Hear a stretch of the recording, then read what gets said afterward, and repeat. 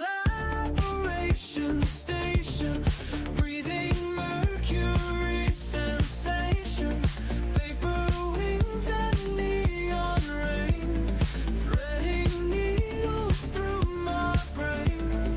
Through these veins, mirror children chase the light,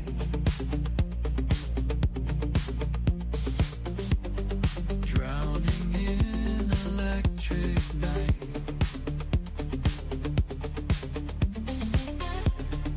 Origami souls unfold, stories bought and stories sold. Down at collaboration station, breathing mercury sensation, paper wings and neon rain, threading needles through my brain. Through these veins,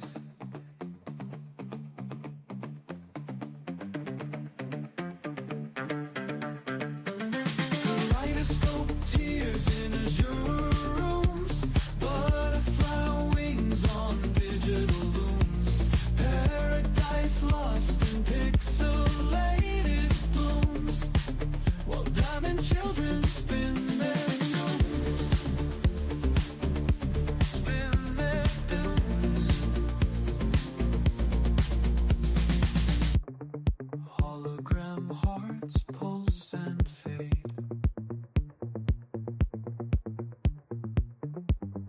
through this masquerade parade.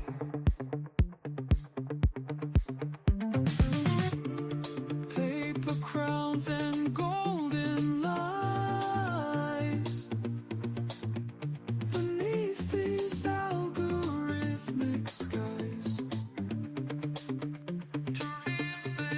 Down at collaboration station, where shadow meets validation, paper wings and neon rain, threading needles through my brain, till morning breaks the spell at last, and rainbow children slip past, slip away. Whisper me a static lullaby,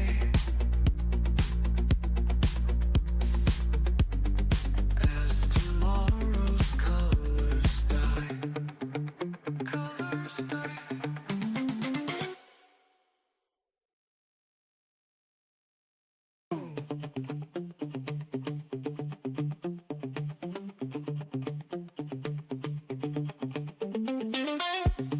Violet petals drift through glass.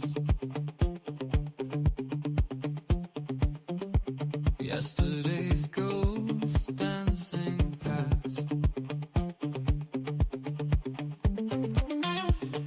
Crystalline whispers in the void. Silver streaming stars destroyed. Down at collaboration station, breathing mercury sensation, paper wings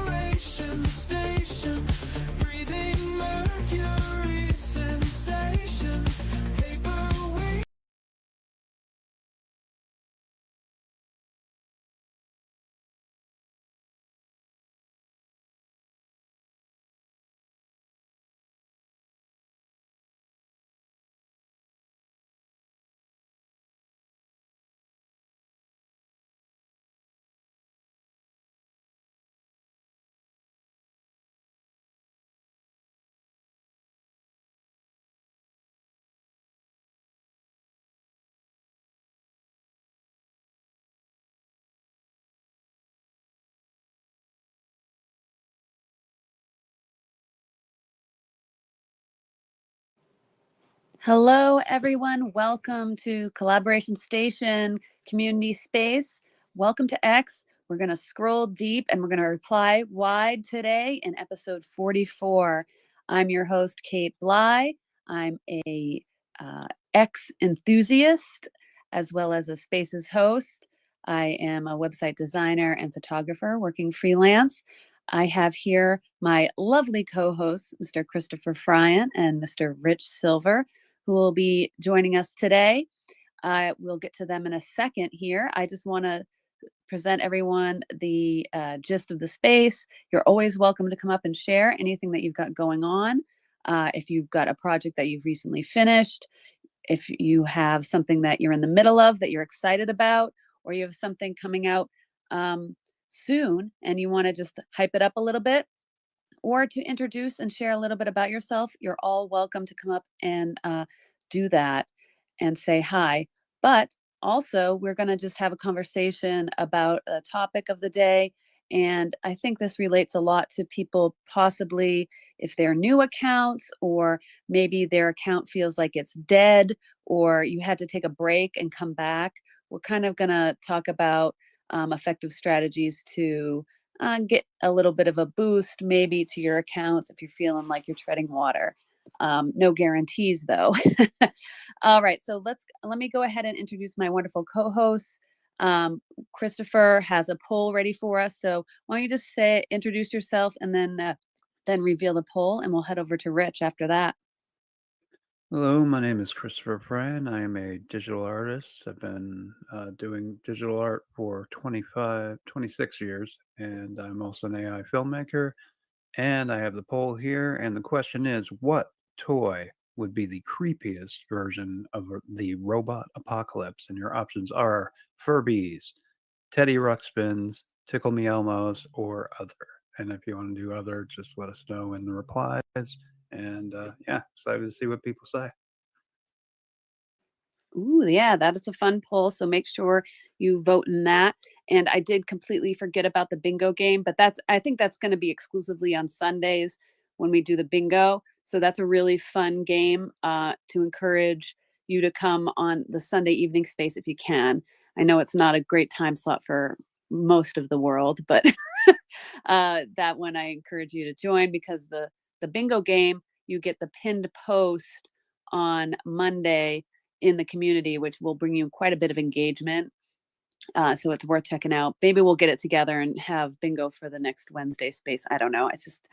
It's a weird one, Wednesdays to get everything together, because I do actually have work in the morning and everything like that. But anyway, all right. So let's go ahead to Rich. Rich isn't feeling a little bit under the weather, but I think he's rallying pretty well.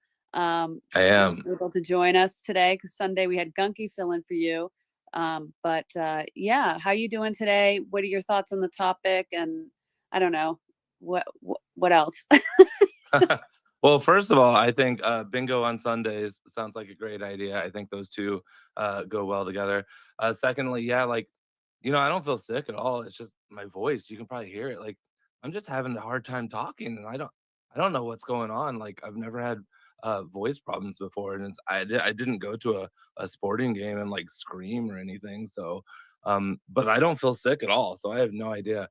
But yeah, I'm here. I'm here. I'll chime in when I can, but I'll try not to talk too much because it's probably not very nice listening to me. So you never lost your voice before? That's what this is, by the way. This is losing your voice. I guess no, I have never lost my voice before. No. Yeah, it's a weird one. I think there's something like going around that is just blowing out people's lungs, and like, because I've been hearing this a little bit. So yes, rest your voice. Hot drinks can help, ease it a little bit back to health. Yeah, I think that's just one of those weird things that just takes time to come back. I think, I don't know. I hope. So yeah, yeah. The only time it happens to me is when I'm like, when I would work at the ski resort and I'd have to be outside all day, and I just like to talk to people because I get bored out of my skull standing there, and then I'd go home and not be able to talk because the cold air with that would just like completely blow up my voice. So that's what happens to me sometimes. So I can relate. Yeah. All right. Anyway, Yeah, and Rich, I Yeah, don't. enough about that. Yeah, I don't know if I didn't give you a chance to actually like properly introduce yourself to some people who maybe are Oh, new and don't know you. well, my name is Rich Silver. I'm active on X almost every single day. I create a lot of like AI art, AI music videos. I have a little bit of a history as a physical artist. Do painting of acrylic on canvas, mostly like abstract type stuff. I admin a very active precious metals community here on X, the Silver Stackers and Collectors. It is spotlighted on my profile, and I would love anybody, no matter what your experience level is, please come check it out. I guarantee you will find something that you like. And yeah, I'm excited for today's space. Are we scrolling deep? Are we replying wide? Yeah, let's get into this conversation. Yeah, I did edit the title this morning. If anyone saw happened to see the title yesterday, um, What was the title before? you don't remember? No, I was just Anyway, hoping I could get you to say it. He just wants yeah. you to say it.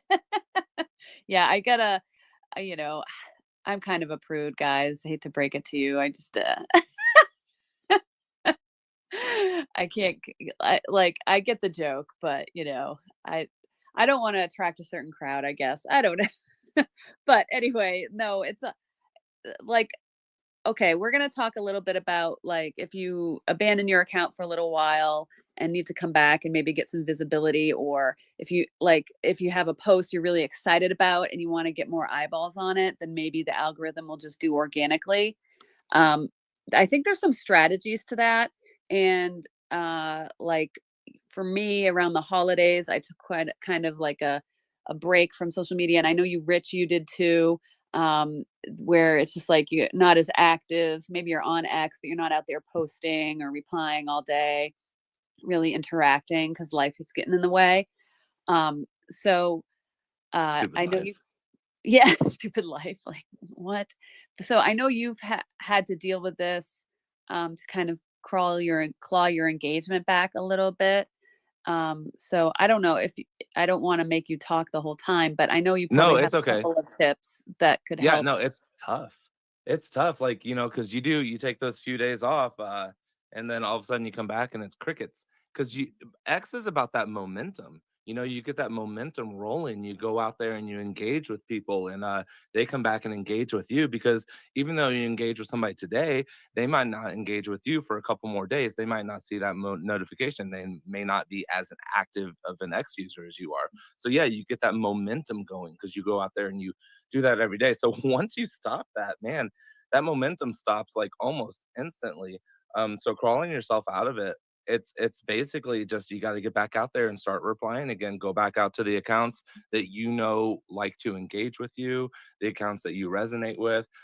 Whether it's like just going through your for you or going through your following list and your followers list or actual lists of accounts that you've created. That's what you have to do. And before you do that, post something good, post some sort of good content so that when they do come to your page, they have something to react to. They have something to share, something to engage with. Um, but it's hard. It is hard crawling out of it. And that's just the best way to do it is just grind, grind, grind. Perfect word for to go with the title of the space. But yes, absolutely.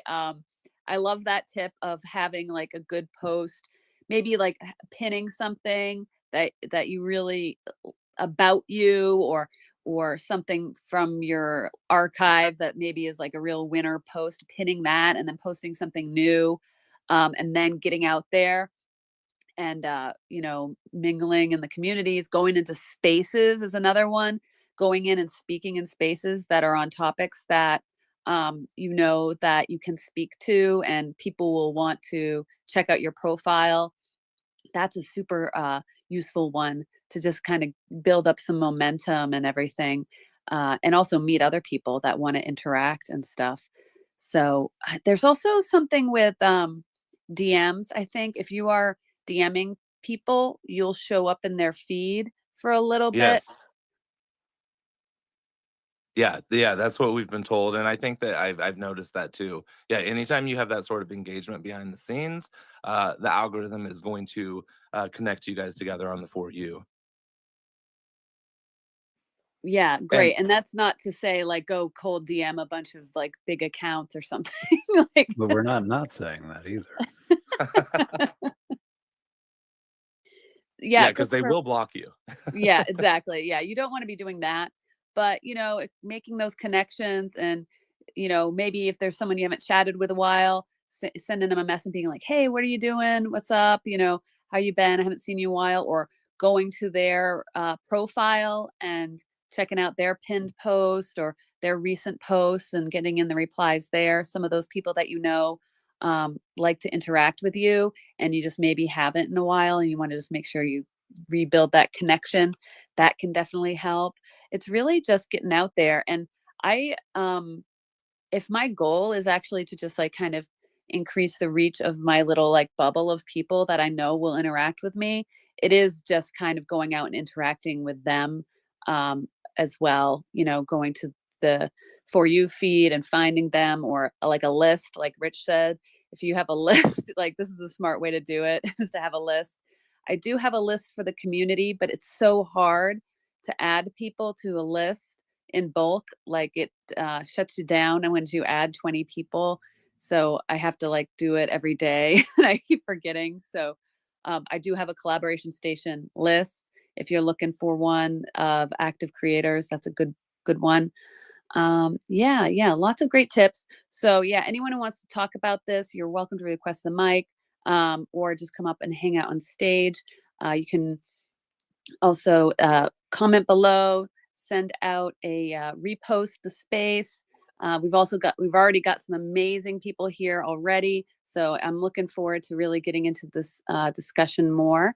I want to say hi to Avni, who joined up on stage right away. She jumped in here. She was before my co-host even arrived. I love that. We've got Honey Badger up on stage. Welcome. Great to see you. Always lovely. I know you have wonderful insights, probably on just like establishing those connections. So I'm looking forward to hearing what you have to say on it. And Mars, welcome. Good to see you as well.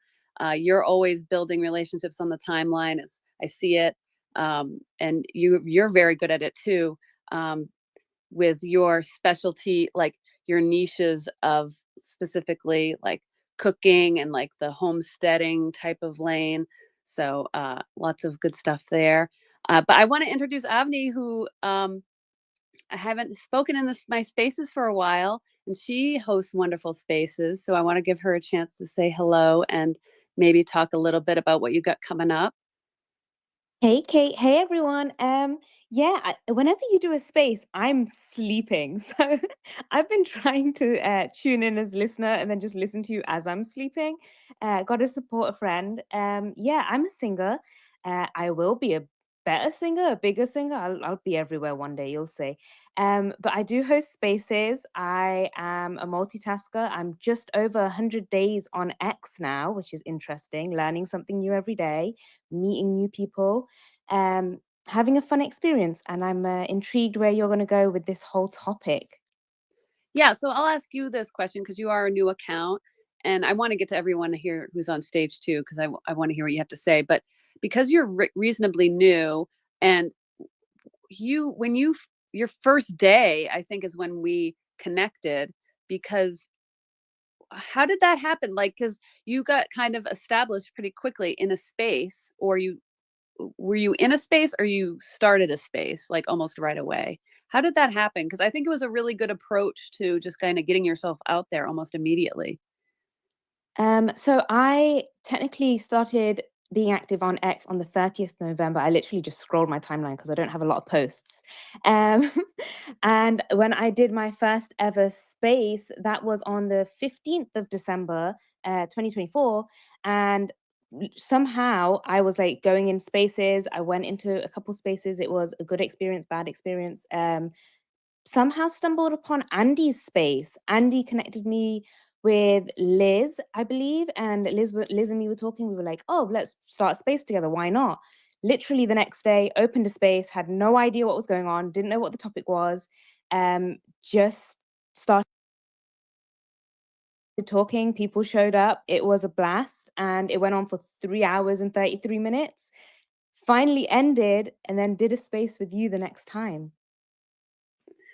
see, how awesome is that? Like, if you're a little bit outgoing, you can start making connections on this app right away. And she didn't have, any followers, not following many people, but just was out there mingling. And then people hear your voice and they realize, oh, this is just a new person and they're trying to get established, learn their way around X, and they're outgoing and friendly and want to get after it. So, like us people in spaces, when we hear someone like that, we can tell the difference between someone like that versus some spammer or negative person or botish type of account. So that's a really cool idea, just getting in there and mingling in spaces, making connections and being like, hey, I want to host a space with someone who's established, and then there you go, you're off and running. Really, really cool. I want to welcome Honey Badger to the stage. Thanks so much for joining us. I'm wondering, have you ever taken a break from X? You're always ever present, always checking in and seeing you around. But have you taken a break from X before? And then when you did you find yourself having to like do something extra to get back? I've never taken a break. I have thick skin.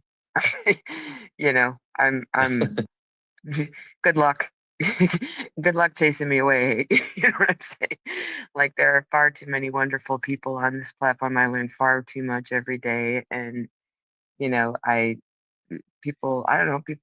I feel like over time, people kind of start to rely on you too. You know, and so whereas I think that social media is the the vast majority of the time regarded as non-commitment relationship. You know what I mean? I guess that's some people, but that's not me. I have dedicated to people that have grown.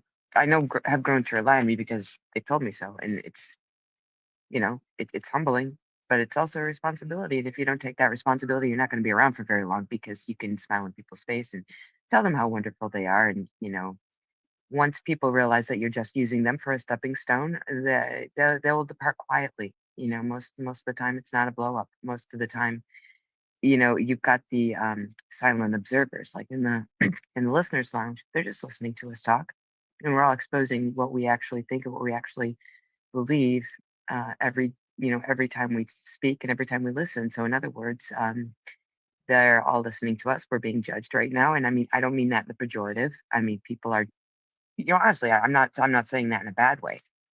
I'm saying people are looking at all of us and saying, "Do I want to be cool with this person? Is this a person I want around me?" And it is what it is. So, first and foremost, people judge you by how you treat others, I think, you know, and I definitely do. You know what I'm saying? Like, like no matter how nice a person is to me, I look at how they talk about others, treat others, etc. I think that's the litmus test. And so you're gonna go through the, for anybody that's new, if I can give you just this one piece of advice, I don't even know if it's advice, it's just an observation, but there's like molting phases on the platform. Does that make sense? There's kind of a honeymoon phase, I think, sometimes, and then like, and I hate, again, I always hate using this metric, but it's really the only metric we have, which it's not a good one, mind you, but it's like, it is what it is.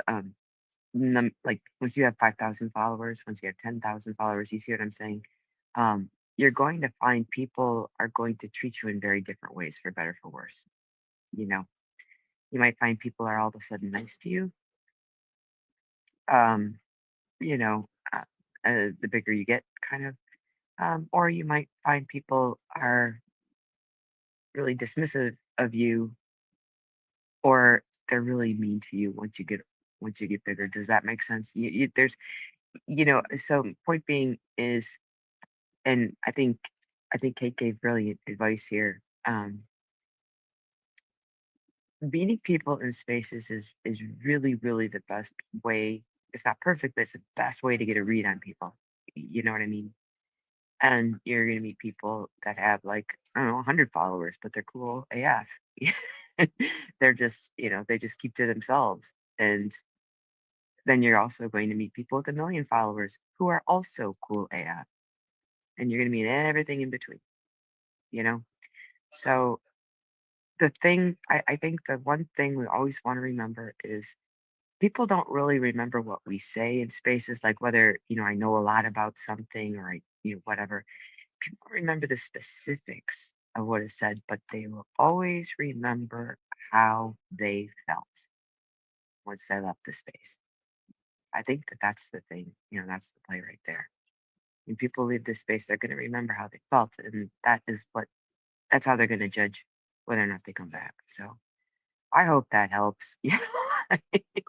I'm just a person on X, just like all you guys, and if we can help each other cooperatively, I think that's the best thing about spaces. So Yeah. have a wonderful day, Kate. Thank you. No, that was great. And yeah, I've heard you say that before. As a host or a speaker, the people will remember maybe not exactly what you said, but how you made them feel. And I think that is just such a cool way of thinking about it, and it's so true. And then also, like, as a listener, we can also observe that in ourselves when we do hop around to spaces. We can kind of pay attention to, like, what are we feeling when in a certain spaces, like, is it making us angry, or if political space it's getting us angry, maybe you don't want to be in there. I don't know, maybe you do, but or are you rolling your eyes? Are you enjoying the conversation? Are you learning something? Are you reaching for the pen and paper and writing something down, or the note, or on your notes, or going to someone's talking about a tool or an app and you're going on your computer to that as they're talking? Like, there's lots of things that we're doing in that moment when we're on spaces, because we're all distracted like crazy constantly. And the only thing that I can't do while listening to a space is scroll the timeline. Like, I don't have that ability to scroll and read while listening. I don't know if that's anything that anyone can possibly do. Maybe people Well, think they can. Of actually, course, I'm doing it right if I now. if I can make a suggestion too, if you are able to, I mean, I'm sorry you can't, Kate, but if anybody, like, if you know anybody on stage, right, and you're listening, while you're thinking about it, right, because the algo is weird, but you see people you like, here, tap on their face, go to their timeline, check out what they just posted or whatever, and just engage with it, because it's not out of it's not for not being interested. It's just you, for whatever reason, we don't see each other all the time. And so while it's kind of top of mind, it's a cool little trick. Oh, but also, guys, here's the other thing I've learned. This is a cold reality too. Most people aren't looking for you. You, like, people that follow you, they're just not looking. They get on the app, and they kind of scroll the for you or whatever. Um, See what they like or don't like, get into a space, maybe make a couple of their own posts, but they're not looking for us. You know what I mean? And it's not that is no insult to anybody. Please, please understand me. People get busy. We all are doing our own thing. So that's why I say I think that's a cool trick. When we're all here together, take a look around at the people that you follow or that you don't see all the time. Just tap on their profile picture and engage with one of their posts. And so that'll bring that'll bring them in your for you as well. So sorry to be rambling, Kate. No, that's great. Like, sometimes these little tips and tricks, like, that's why I like to kind of do this welcome to X type of space, because it's some of these little, like, basic things that maybe, us that are just on here constantly every day, all day, just do it naturally or without thinking. And it's great reminders. And then sometimes it's like, oh, I actually don't do that. Maybe I should do that. And while you're talking, I'm thinking, like, oh, sometimes I'll turn on notifications for someone because, like, I'm interested in them, and I know that if maybe I'll reply or interact with one of their posts, I might see them again, maybe, but I might not. But if I definitely want to establish that connection with somebody, I might turn on notifications for a little while, or if I know they have something coming up that I don't want to miss, because sometimes, like, a space or a live stream or something else that I know that they're doing, I might just turn on notifications temporarily in their profile. There's no pressure there. It's like you can always turn those off. But it can be helpful to interact with somebody more that you definitely want to have establish a connection with more than just that in that moment. I've done that a few times with people because there's like these mid-size accounts. They're not huge, and they're not small. They're definitely experts in their niches. Like I like to think of like Robert Scoble's like one of those accounts. Like he's a big account, like don't get me wrong, but he's fairly niche and you can get into his replies and have a conversation with him about something if that's like a topic that you're aligned with and you want to have a back and forth with somebody, and so there's different accounts like that on X, and once you seek those out and find them, they're very fun to have the notifications on for because you can get into those replies and do a little back and forth, not just like some of the some of them like you'll reply and no one, hello, did anyone see this, 2,000 views on your reply and not like one heart. Like what's going on in here. So great tips. And we've got some more friends up on stage, and you got a believes up here with their hand up, so I'm gonna call on him and say hello. How you doing today? Hey guys, hey Kate, hey Rich, hey Christopher. I'm doing good. Just getting the day started about an hour and a half ago. Got the kids ready to go. But I'd like this topic you're talking about. It's weird because when I first came in here, I think you were talking about how what do we do? If you've decided to leave for a little bit, and we don't know what a little bit is, right? That could just be a day, and then all of a sudden your reach is tanked, or that could be a week, a month, whatever. Um, and we have all these ideas where it's like, okay, we can reach out, we can comment, we can we can engage with people, which I mean, we should be doing that naturally anyways, but I still don't understand really what causes things to happen. I mean, it's really luck based too, because last night, and I'm not a big political guy or conspiracy guy, but the one conspiracy I do believe is that JFK was assassinated by the government. We don't need to talk about that in extent, but because of that, last night I spent time, taking the files down from the website, and I used Grok to do a bunch of stuff to analyze it. Anyways, uh, with all that, I created a article post, and we know how crappy article reach posts are. And I'm almost at 3,000 impressions for the article post. Again, that might be an outlier, just JFK files and all that, but um, it's really just kind of puts into perspective that no matter everything you do, you could do everything the way people tell you to do, and it's still going to come down to whether or not one, the content's good, and two, you hit the lucky spot of being put into the algorithm and pushed to people. And so uh, I think more than anything, you just got to keep working on your content, keep putting stuff out there, and not getting discouraged, because eventually something will hit. Yeah, absolutely.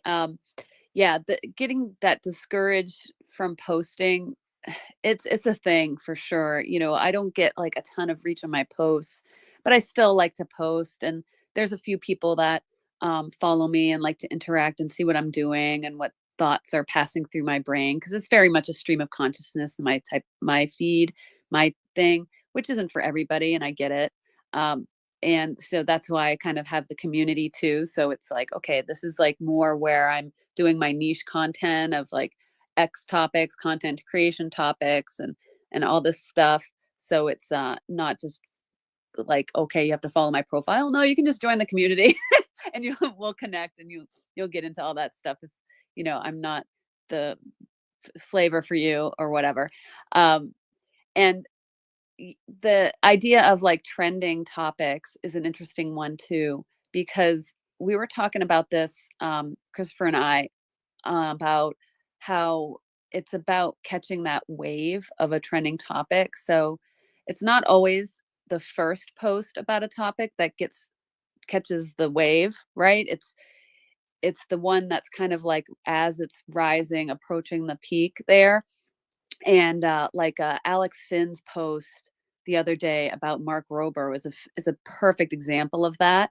Like he didn't post the first day that happened. It was, I think, the next day or the next morning he posted about it, and it just caught that wave because everybody had already seen a post about it, right? And now they were being fed by the algorithm that topic. And then his post comes out, which of course he has an account that will get interaction right away. He's really developed his audience to do that. So he will get pushed out a little bit more aggressively than the rest of us. But that timing was just perfect, I think, on that. And it was like obviously a trending topic. And, you know, you can talk about this stuff like, oh, everyone knows about Mark Roper and everything. But I know not everyone is on X constantly. But that was like a huge thing for like 2 days on here. So that's just like another example of how to utilize trends. But then again, also it has to not just do trends for the sake of trends, but ties into you in your content and makes sense for you. You know, it could just be an opinion on something, but it's definitely better when it's, you know, ties into your personality of your account and the stuff you produce already. Yeah. Yeah. Yeah, because Yeah, if and to you reply to that, sorry, you go ahead. Oh no, I was just gonna say, yeah, if you're getting those impressions, but you're not getting the engagements from those impressions, it's gonna have the opposite effect on your account. Yeah, I was gonna say you want to make it a good post, because if you're constantly trying to do that and the posts are just spammy, it's probably gonna destroy your account, at least in the short term. That may be one of the reasons why people get shadow banned. They're like, why am I shadow banned? Maybe it's because you're posting bullshit and trying to ride the wave instead of making something good. Yeah, it's too easy to look at the trending list and just go and make a post off of it. That's probably the easiest way for X to go and find platform manipulation. Yeah, balance. It's all about balance, right? Utilize all the tools that are available to you here on X, and something like that might be a way, like if you're away from your account for a couple days when you're usually a daily user, then yeah, maybe picking up on something that people have been talking about for a day and adding in your 2 cents might help just get you seen by your audience, that something not tied into the whatever that topic is that's kind of trending. But doing it, yeah, constantly for everything and then using every hashtag or whatever, yeah, that's not going to work. It's not going to work. I think you're right. The algorithm or whatever flags your account for stuff like that. I think you're onto that. I want to say hello to new account that I don't think we've spoken before, Sanmun. Welcome to the space. Thank you so much for joining us. The stage is yours. I just wanted to check in. I've only been on X for 30 days or less, actually, and wanted to kind of find out what are some of the limits on memes. You know, what can you say, what can you say, not say, and how not to get in trouble. You're pretty open with free speech here. I mean, as long as you're not racist, you'll probably, as long as they're not hate filled, you'll probably be good. And even then, that I've seen some pretty bad stuff on here, so you're gonna be fine. Okay, so I mean, I'm not abrasive towards any person on X. I may be abrasive towards, let's say, political things. You know, I'll just example would be like Ukraine or something like that right now, and Zelensky. How No, far can you? that's, I There's mean, there's plenty of you memes should out be able there to do whatever you want. for Yeah, I Zelensky. mean, Yeah. Okay. And it seems like they're throttling me to a certain extent. If I post a couple memes, I get, so many engagements, so many views. And then after so many, all of a sudden they just shut off. Is that something that of the algorithm of X or what? Yeah, you are embedded in certain silos. They're like groups of people, and beyond that, it's not going to share out. So the only way to break out of those silos is to, post about different things consistently and interact with accounts that are like outside of your wheelhouse, that are maybe just things that you're interested in. But you have to do that also consistently. Yeah, Otherwise, you just top out at a certain amount. and to do Okay, that, thanks.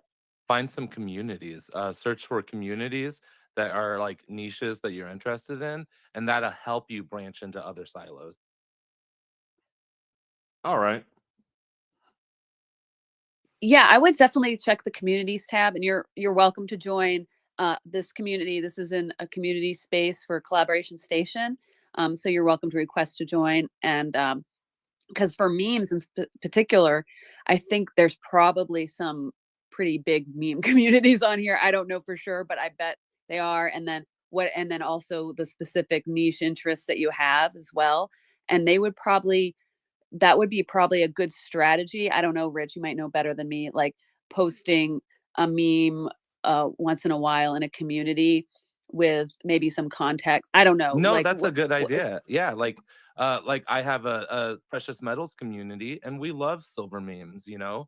And then like gardening communities, like there's total meme potential when you think of gardening.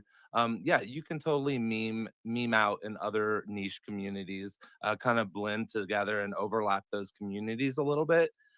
That's a good way to do it. Okay, because I have just started joining some communities today and seeing more about what's going on in those communities. I haven't posted too much though. Yeah, it's kind of weird on here, like how it all works and posting in them and stuff. Sometimes stuff just goes flat, but then sometimes stuff just kind of catches and it does pretty well. And especially as a new account, it's going to be harder to get traction. It's going to be very discouraging because it's just when you're a new account, they flag you for things constantly, and I don't know how it all works, but I know I see it all the time. Like there'll be people who I've met here in a space that I've talked to, and I know they're real people and everything. And then I go into my posts or a post I put in the community or something, and then it's in the spam thing. I open that up, and there they are. And so it's a real thing. It's really unfortunate. You know, us that have been established on here, we actually like meeting new people, but any kind of slip up will put you in that spam replies at the bottom, and there's no real way of knowing what it is. It could be just replying twice to the same post. I've seen that.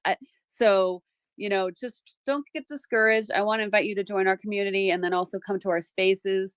When you're in the communities that have spaces, that you get alerts for when those happen. So it's very helpful to stay engaged with the people. The Active Creators Club is another really good one that is very active and has spaces a lot. So I kind of look for those kind of communities that do host spaces. So then that's another way to just meet people. And then you start meeting people, and then people remember you, and then they maybe will see your posts and then interact with them because they know you. And so it's we'll support you as much as we can, but I know just try not to get too discouraged being new. Yeah, it doesn't bother me being new. I mean, and I'm just trying to figure out. I got in trouble, I guess, within 4 or 5 days. Somehow with X, I got a red flag and have no clue what that was about. But I just took it and go. Eventually they'll let me out of jail. It could be something as simple as following too many people too quickly, or liking too many posts too quickly, especially being a new account. That being said, uh, until you reach about 500 followers, feel free to follow as many people as you want. Just don't do it like rapidly in succession, but like you don't have to worry about that ratio, because people talk about the ratio of follower to following. You don't have to worry about that so much while you're below 500 followers. Once you get above 500 followers, you'll want to curate your following list a little bit better, to put that more into a 60-40 percentage. But yeah, until you're at 500, don't worry about that so much. Just don't follow people like rapidly. Yeah, I only follow about 250 people right now, and I have 60 followers, so I don't consider it that bad for first 30 days. And most of or half of them are, have blue check marks. They are going to limit Excellent. your reach though because of from what I understand, the ratio. And of course, you don't want to take that into too much consideration, but supposedly the worse your ratio is, the worse your reach is. And I don't know to the extent how that matches up with the numbers, but basically you want more followers than you're following. And I've heard the ratio is like 70-30, but I can't confirm that. Yeah, I don't know how much of this I buy into, honestly, when it comes to getting actual reach on the timeline. Like I think it's more just a thing of like people wanting to follow you. Like it's just a psychological thing for people, like when they click on your profile, if they see more, you're following more than following you, it's like a lot of people have that thing like, oh, this is a bad account to be following. So that's, Yeah. I think that's really the only effect, because No, I don't It's get in the any reach. algorithm. it's in the algorithm. It's in the directly algorithm. Yeah, it's in there. All right, Sorry, all Christopher. right. Yeah, I follow who I have interest in. You know, I'm interested in AI and the creative side of AI, both memes, the artistry, and also videos. So, I mean, if it's going to keep me down, I don't care as long as I'm following what I'm interested in. Yeah, that's a great attitude. And yeah, because I think following around probably, yeah, 500 people's, that's generally the max. I'm a like 1,200 or 1,000 or something like that right now, and I definitely don't see all those accounts, but it's difficult because, you know, I like unfollowed somebody and then followed them again, and then now they're like, "What the heck? You unfollowed me?" I'm like, "I don't know." Oh, and the algorithm doesn't like that. If you unfollow and follow and unfollow the same account over and over again, especially like after, yeah, it's so dumb that we have to tiptoe around the algorithm. But what I was saying, you got to believe what you were saying about like how it suppresses you if your ratio is off. I believe it is in the algorithm, and somebody has seen it, that if you are below 500 followers, there is no effect like that on your account. It's only when you get above 500 that starts to apply to your account. Okay, It's good to know. Thanks. Mhm. Yeah, very useful. So feel free to hang out up here and raise your hand if you got anything else you want to add or any other questions that pop up for you. I'm going to go ahead. I think it was Timo is next, and then Avni, and then we got Tora up here as well. So Timo, how you doing today? Good to see you. Hey, good to be here. And great space you have going, and good question by the new account here. Yeah, we've had a couple of spaces for Joshua. I think some of you guys were there. He passed away, if you knew him. But other than that, it's good times as always. When it comes to the current discussion here, I think we had someone who is kind of like within the sphere of the ex people, or actually an ex-employee, who said that the ratio done thing is not in the algo anymore. That this is a social media, and the reach should get better when you follow. But because the algo that somebody has read 400,000 lines of, that's on GitHub. I mean, it's like 2 years old now. So anything that's in there is probably just crap and not worth of your time ever to tackle. They haven't posted the new algo ever since Elon took over, pretty much. But yeah, that Twitter algo was full of all those weird things. But that person on our space said that the ratio doesn't matter anymore. But for the Salman, who asked about the how the posts work, like basically how I understand it works right now is that it gets, when you post, it gets sent to some of the people who are either online of your following or just like have interacted with you. And if those accounts don't interact with the post, it's pretty much going to die flat out dead on arrival type of thing. And if you get action, then it gets sent to more people and more, and if it gets shared around and people comment on it, like it, then it kind of picks up and then it has the potential of going viral. But it's kind of time dependent, and then there's these accounts that do a lot of gimmicks around this, like people search for GM or GM and then they just go and like gazillion posts and drop stupid comments under them. But then when you interact with accounts, your stuff will be shown to them too. So, and same with the spaces. So now you have interacted as a speaker on this space. You're probably going to be seeing some of our posts, even if you don't follow us on the For You feed, because the algorithm knows that you were in this space and these people were here. So it's kind of like it's trying to hook you up with the people you have been interacting with. So the easiest way to get more eyes on your stuff is to maybe go around and like and comment some posts before you post yourself, and then post your thing, and then go around and like and comment on other people's posts. A lot of people, like I, for example, did this early on by making a list. And I still do have a list of small accounts that are quite actively interacting. You can find it on my profile. Just click on the three dots there and find lists. And it will show. You can follow different people's lists, or you can create your own lists. If you do a list that you want to follow up, usually make it private, because everyone's going to get a notification when you have added them into your public list.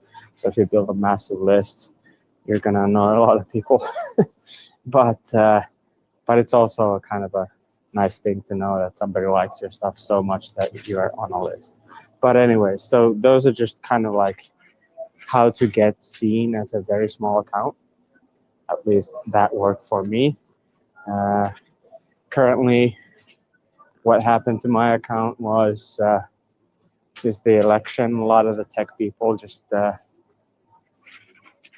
skipped town and went to the other platforms, got annoyed by the political agendas and whatever silly things to destroy their accounts and reach. But what happened was, for instance, I followed around 2,000 people. I just booted like a whole lot of people from there now, because all of them are inactive. So all my posts are going to followers that are inactive. And so just remove those. You can do it on the browser. And yeah, it's been getting better now. My posts are getting seen again now when they're not spread out to accounts that are not doing anything anymore. So especially when you're a small account, it's easier. But when you grow, you're going to have like tens and hundreds of people follow you per day. So it's very hard to curate who is actually a human being who might be interacting with you and who is just a bot. But yeah, it's a learning curve, but pretty much if you want an engagement, engage. That's pretty much the simple rule. And don't be a dick. That's about it. Yeah, that's really good. Those tips about the lists. I forget about that. You can go to someone's profile and find the lists that they've made. And yeah, that's a super good tip. And yeah, also, and sorry, Kate. I'm sorry I cut you off. Especially there's a dude called Robert Scoble.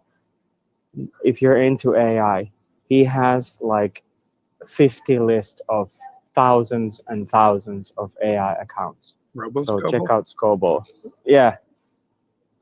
Scoble has a massive public list of AI people. So if you're into that, just to check them out and start interacting with the people on their lists, because you can do that. You don't even have to follow them. You can just follow the list and then go to your list and scroll that list feed, and you can actually pin your list. So in your user interface, you will have like a tab of those lists that you want. I think you can pin like 5 or 6 lists. So you can just like have them on your tab and then go through them like a doctor going through patients. and then you're gonna get engagement by that. So sorry, Kate, for cutting out. No, that's great. Yeah, his lists are fantastic for AI and tech, and also he has the interesting people list too. So that's a good one, good ones to follow. I'm on one of those. And I wanted to also speak to like when you're adding people to creating your own list. I think, you know, as long as the title is like something like, oh, interesting people or accounts I want to interact with, you know, you name the list something that's like positive instead of, you know, negative. I think we've all maybe been put on a list where you're just like, okay, this person has a mental problem, but you can always remove yourself if someone adds you to a list. So don't be too afraid about that. It's good to check once in a while. And I think you get a notification.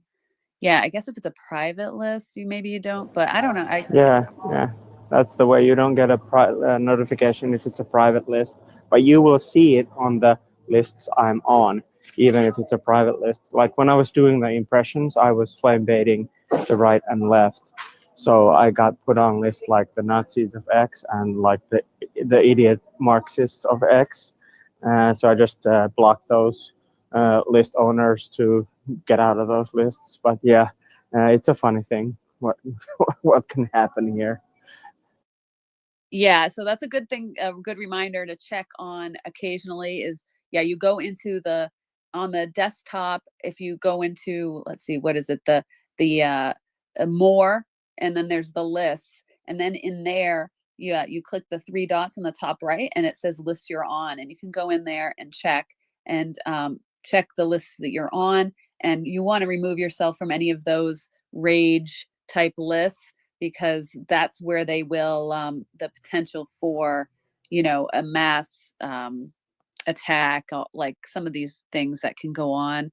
They collect lists for those, and you never know how you can get wrapped up in that kind of stuff. You don't want to be associated with those people at all.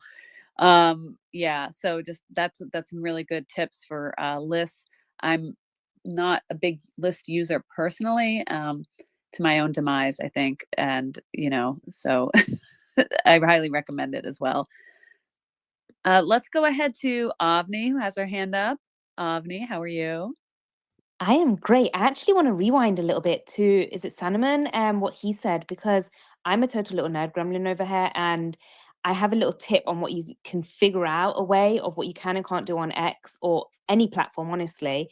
So you take the terms and conditions and you copy and paste them into either Grok or any AI, and you just ask it to bullet point the lists of rules for you. This way, you know what you can do on the platform, what you can't do, stops you from end up risking, you know, the loss of your account. On top of that, I would definitely check in your country what you can and can't do, because for me, for example, I can't sing in spaces because we have no fair use. So if I sang in the long term, I'm really screwed, you know, legally. Also, the regulations in the UK, we've got some new ones coming out, so it kind of prohibits us from doing certain things. So I would definitely do the AI little hack and then check your regulations just to be on the safe side. Or you could do the opposite of that and probably be fine. Yeah, you could just be a Christopher and be a complete menace and risk everything. Gonna be a rebel. Can you sing original music, Avni? Like, it's just copyrighted music, right? Yes, it's just basically anything that's anyone else's. So it has to be 100% original, 100% self-produced. And if it's in a space, it can't be recording because, far as I'm aware so far, recorded music can be flagged as a stolen or used music from somewhere else. Yeah, so that's a great point. Yeah, not all of us are in the land of the free, you know, so you want to check what the rules are in your country. And you will notice, I notice this quite a bit as an American, that I see Canadians, I do see some UK accounts, I do see some Australian accounts. I very rarely see accounts from other countries that aren't, I guess, English speaking, right? So if you are, I guess, how do you reach across those borders? Timo, your hand shut up. You're in Yeah, uh, Norway, I'm is in it? Or Finland. Finland. Yeah. So the hack to do that is in order for you to appear uh, in in the English Twitter or X is pretty much turn your app into English and preferably turn your telephone into English so you're 100 proof. And I do also put my trends to be looking for trends at the United States because that's where most of my active followers are coming from. United States, UK, Canada, and the good old African tech land, Nigeria. So that's how you get out of the bubble of your language barrier. I have a couple of other accounts. One is in Finnish settings, and I only see Finnish stuff on that because it's my Finnish political trolling account. So I just use it for fun, and if it burns, it burns. Yeah, Kate. Go ahead. I was gonna say when I first started my account, like I was interested in that branching out to other countries and people in different languages, especially with precious metals because it's universal. It's not just American or English, obviously. And so I found a lot of Japanese stackers, a lot of people who are silver collectors in Japan. And so what I would do is once I found a few of them, then I would kind of go through their follower lists and pay attention to their posts and who was commenting on their posts, and then go into their profiles and comment and reply and stuff like that. And it's a little harder to do, obviously, because you have to translate each post so that you're not just like spamming and you're actually trying to make real connections with these people. But yeah, I was able to kind of break into that audience a little bit and uh, gain a bit of a Japanese following. I don't see them a whole lot though in my posts, so I don't know if it was really worthwhile. Yeah, because they probably just aren't seeing it. Like with what Timo's saying, having those settings as if you are in another country, having those settings as an English speaker, if even if English is your second language, I guess that would still be a good idea if you want to connect globally as someone in a different country. So that's very interesting. Because I just want to explain how hard it is for us to, as the in the English speaking country, how hard it is for us to find people outside of that who don't have those settings. You have to really like communities is probably the only place where you can actually come across those people. That'd be my guess. If there's like uh, certain countries have probably communities in that focus in on those countries' politics or whatever is going on locally, then that would be a way to connect with those people, I think. And So there's good points. spaces, but you have to speak the language. Yeah, I don't see those spaces, and like the spaces tab, forget it. Like trying to find spaces in there is impossible. So If you yeah, go to Spaces dashboard and you can search spaces that's in right. different languages there, and there's a whole lot of them going on all the time. So yeah, you just Or gotta find them. But we're not shown because you have to have someone speaking that you follow that it even shows up on your ticker. $40 a month for Premium Plus. How about live translation of spaces? Well, that would be Right. Yeah. I awesome. mean, I feel How about just working spaces? right. Yeah. Yeah, Yeah, I know. yeah, we need that first. That would be nice. Yeah, and with the ability to translate a post, how easy that feature really should be, or it be able to be implemented. Like I just am really interested in that idea of just making connections with people and language not being the barrier. It seems so old fashioned, doesn't it? Like you go to a country and you meet somebody that doesn't speak your language and not being able to communicate. Like, why is that wall still there? It just seems kind of weird that we should be able to have that. And if someone's posting in, Slovenia in their native language about a subject that I'm interested in, it's like, why can't I see that? And it's marked as translated to English. I see that and then I reply in English and then they can see it translated in their language. Like, why can't that interaction happen? That would be amazing. I feel like we're kind of really siloed by that. I want to continue on with the hands here because we got some more speakers up on stage. Thanks so much for joining us. And we have Tora of the Land up on the stage who joined the community, I think, last week. So it's great to see you here. Welcome to the space. How are you? Thanks, I'm fine. Speaking of language barriers, I hope my accent won't kind of mess up stuff. I can hear you just I'm, fine. yeah, thanks. So yeah, I'm from Israel. I'm not a rabbi or something like that. I'm just trying to promote specific content. And just to join the community, introduce myself. I really liked the last space about authenticity and doing stuff that are just kind of resonating.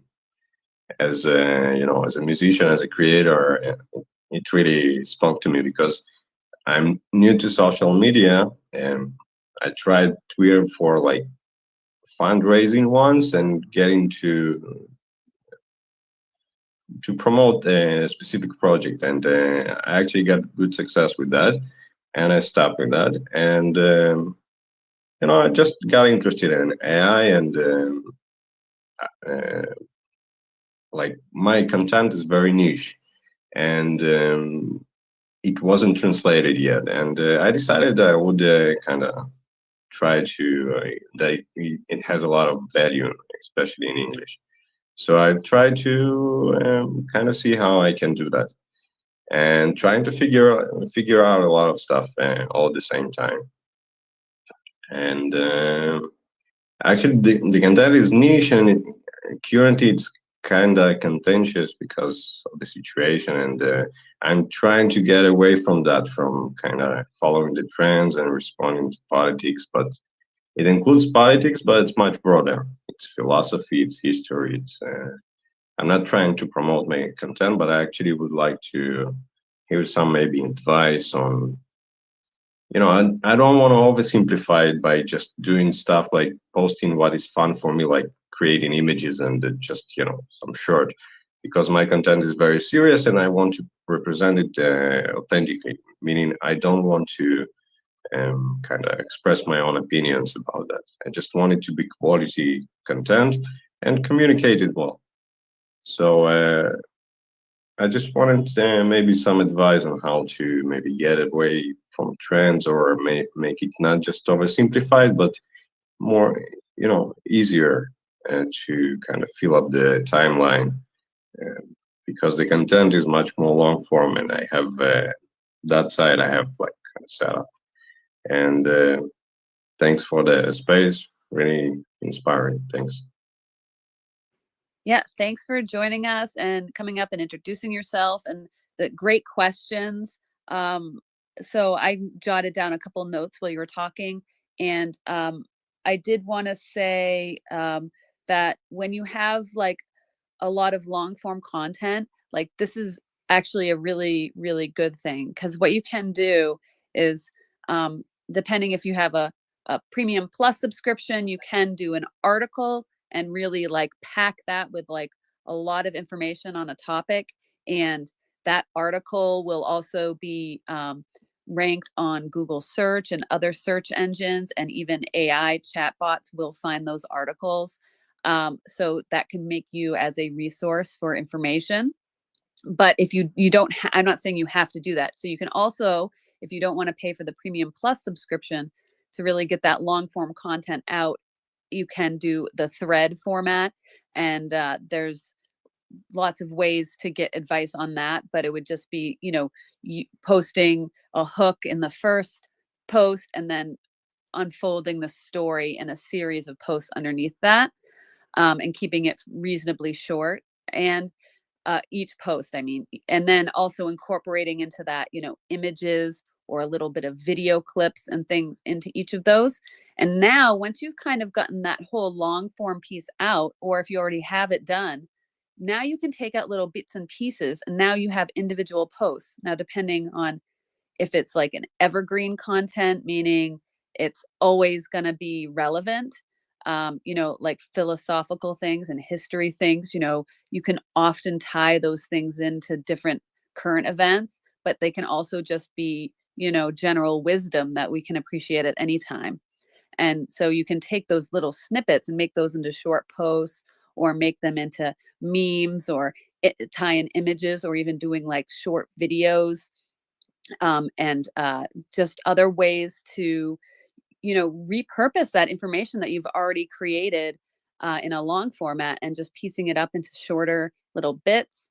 And then also, I would encourage doing spaces, getting familiar with how to host a space, or other people that enjoy the topics that you speak about, that you meet in spaces on your topics, and connecting with them and being like, hey, I want to host a space on this topic, get into the community, come to our spaces and share like, hey, I have this space coming up, it's going to be my first one, or whatever, and we'll support you, and make sure you get some eyeballs on it and things like that, because that can be the hardest part when starting out, is even people being able to see it or find it. If you just throw a space up and you have no one, it's not going to do well, and it can be discouraging. So I always like to say to people, if you're interested in hosting spaces or whatever, reach out to this community specifically by coming here and talking about it, and we will make sure if anyone that can support you will, or if you need a co-host or something, that can be a game changer when it comes to hosting spaces. So I hope that gives you some ideas to chew on. And if you have long form content, then content's not your problem. You just have to be able to trim it up into bite-sized pieces, or somehow apply it to the current events of the day, twist it, turn it, spin it around, and keep posting. So was that helpful? Yeah, sure. That's very encouraging. And but one question, because since I'm trying not to kind of share my personal opinion through these accounts, just to represent it in the content as it is, to just translate it and represent it visually as it is. So I kind of shy about opening spaces, because if it was my personal account, of course, but to represent the content of somebody else, of course, it's with permission, but I'm not doing it professionally.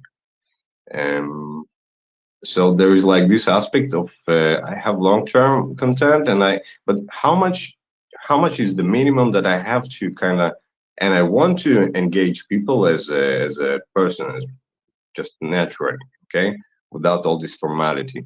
But I just kind of want to make what is the minimum that I have to do kind of in a day, maybe a week, to not lose my exposure, and just to keep it real. 1,000 replies a day. No, I'm just kidding.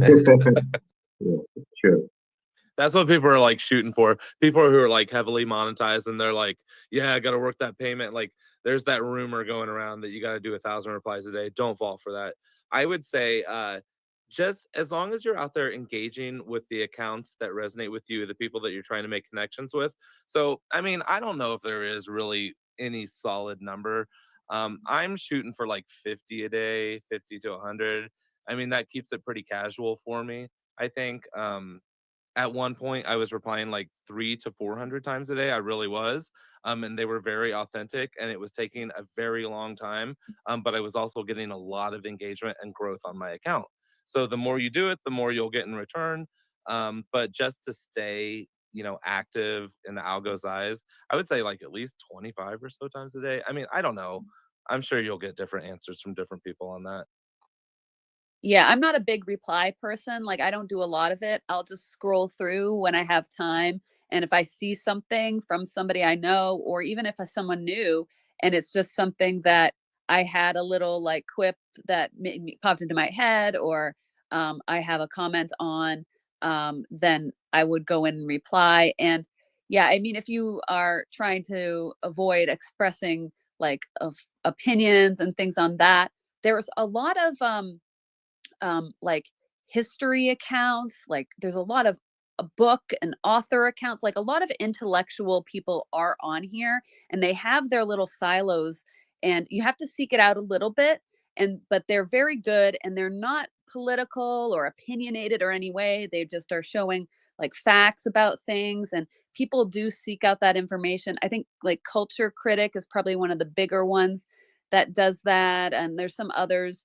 that you can seek out, that, you know, you can reply with like an actual like intellectual reply or thoughtful reply that doesn't have to somehow reveal your opinions on like political issues and stuff like that. You can just kind of comment like on like this beautiful architecture or whatever, right?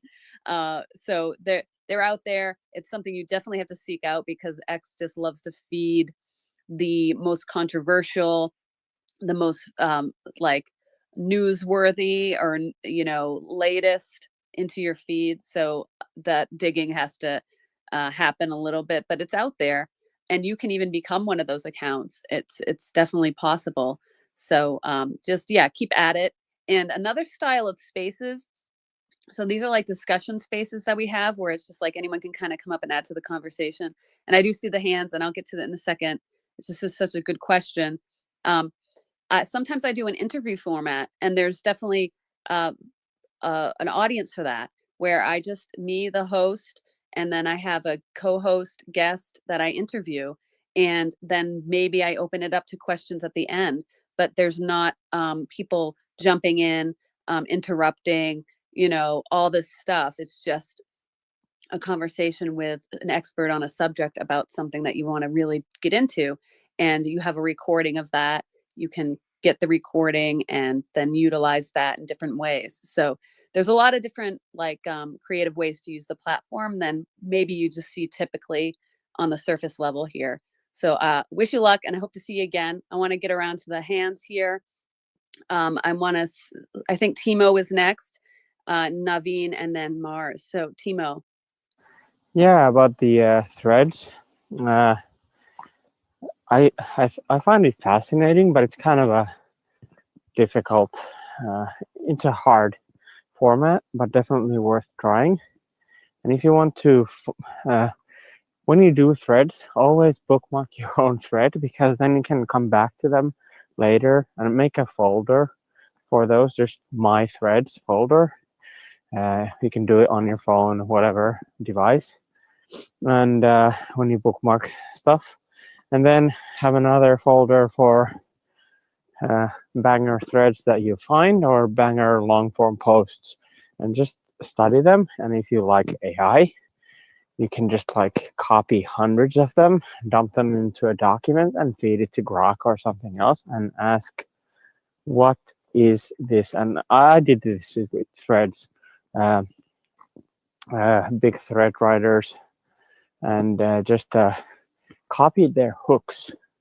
And I built a hook lab for on my Claude, just to a project, started a project there, and dumping hooks on there on successful threads, and I'm telling them how many impressions those threads are getting. So I'm kind of teaching it to look into hooks, but that's the one thing you can do.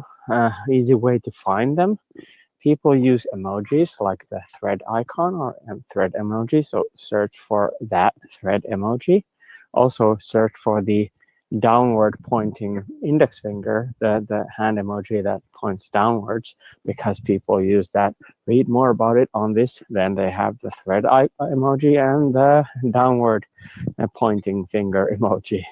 So searching for those in combination or alone, you will find a lot of threads, and then you can just read through and see what people are doing with that format.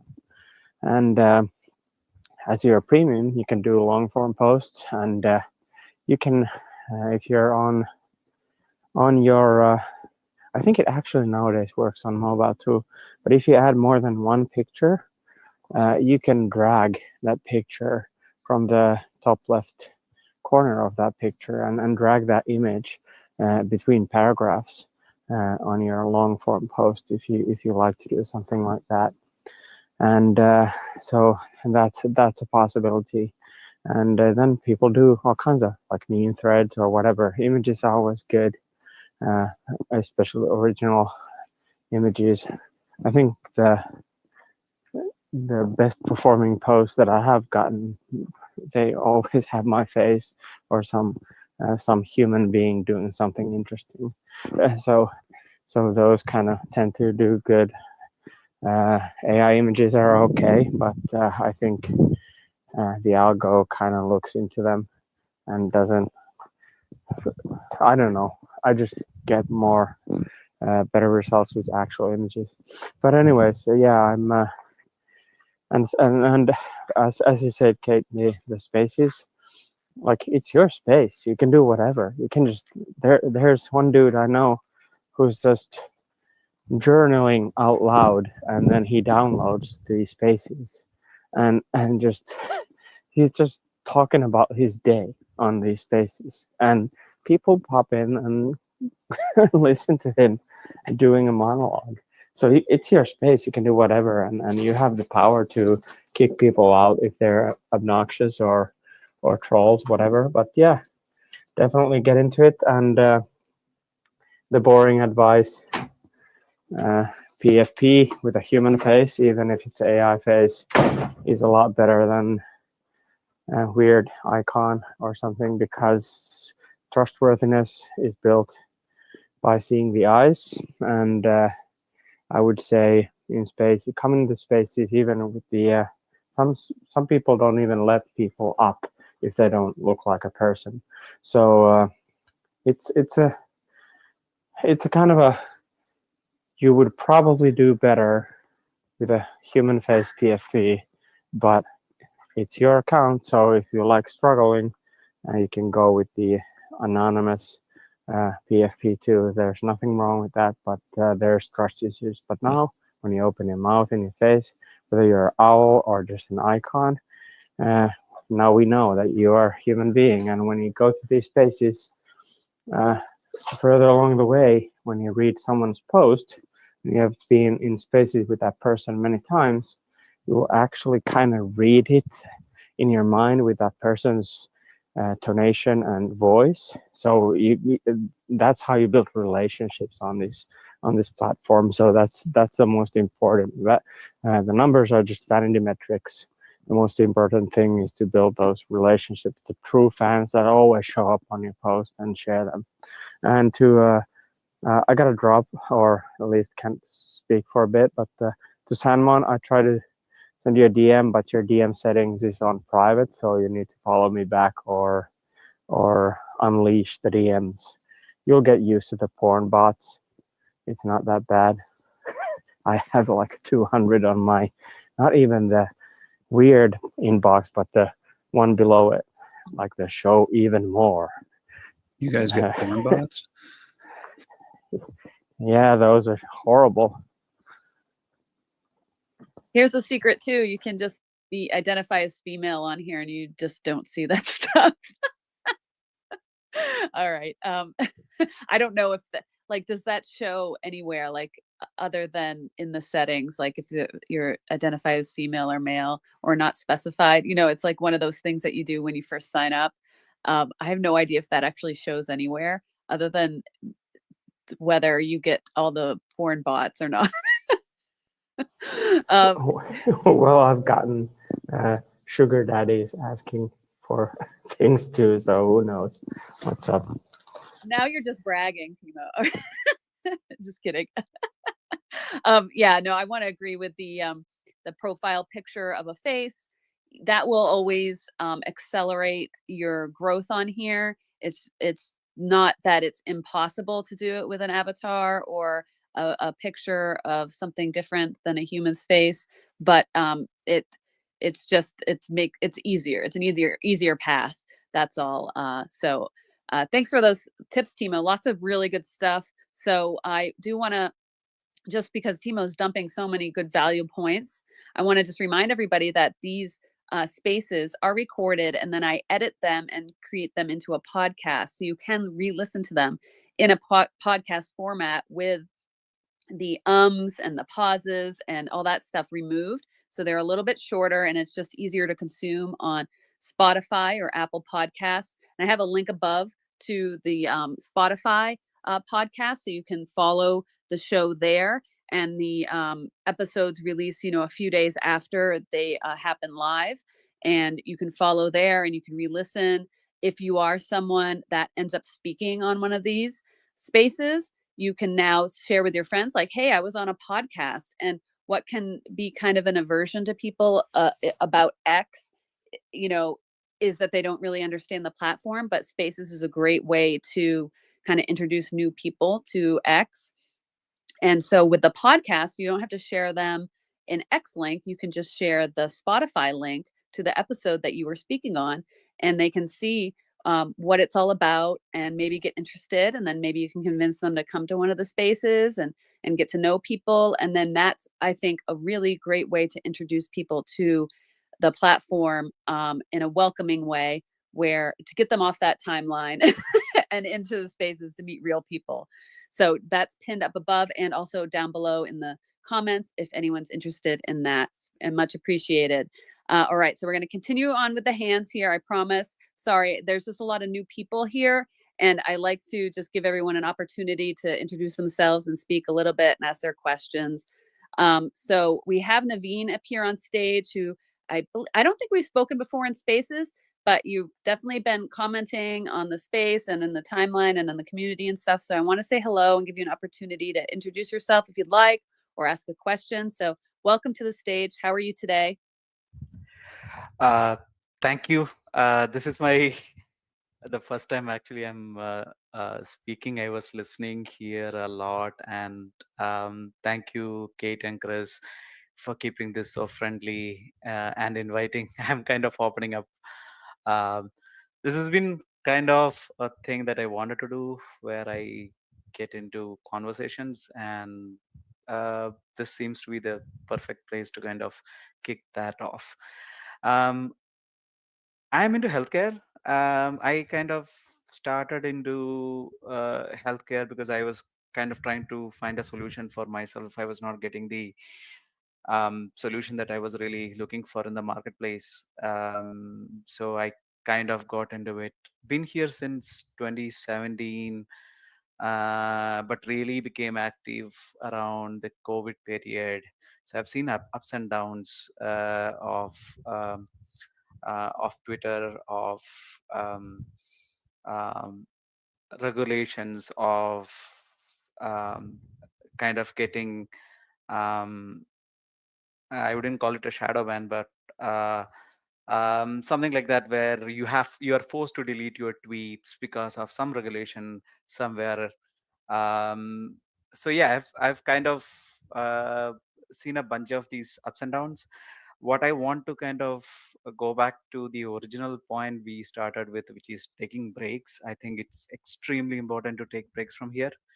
Um, I kind of do it every couple of months, short one, and year end I take a long one, like 15 days, 20 days, completely out of here. I burn out, just like in jobs, is a real problem, because we are grinding so much. Um, Avoiding burnout is something that you all should kind of make it a practice, because I've seen it. I've seen some of very best accounts who was here have gone off because they got burned out. So yeah, take care of that. If I have to say a tip, I would say the two things. One is the heart button. So when you love a content, there is a higher likelihood of that being transmitted to your connections.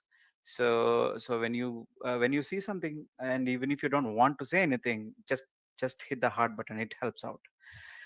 Second thing, but do not abuse this one. Use your @ID in a tweet.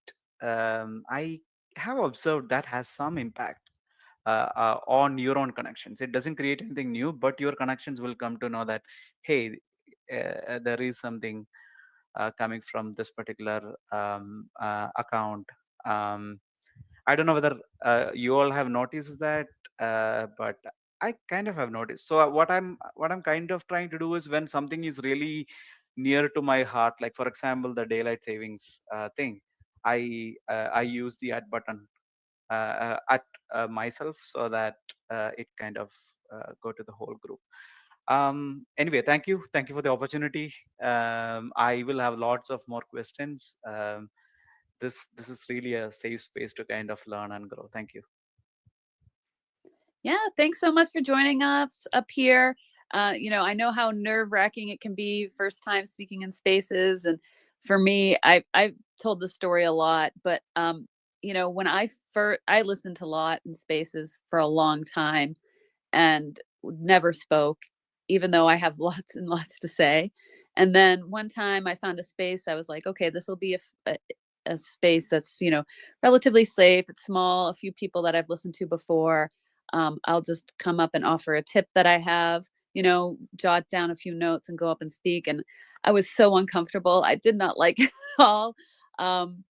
So I kind of then immediately pivoted to hosting spaces. I made connections through doing live streaming, and then kind of started to just host my own spaces. Found a couple people who would be interested in co-hosting. We came up with an ideas that we could both speak on and collaborate, so it's not just me, it's what my co-hosts can also speak about, and feel comfortable, because you always want to be prepared to it just being you and your co-hosts, and that's it. And so just being able to have a conversation with them about whatever subject your space is on is great.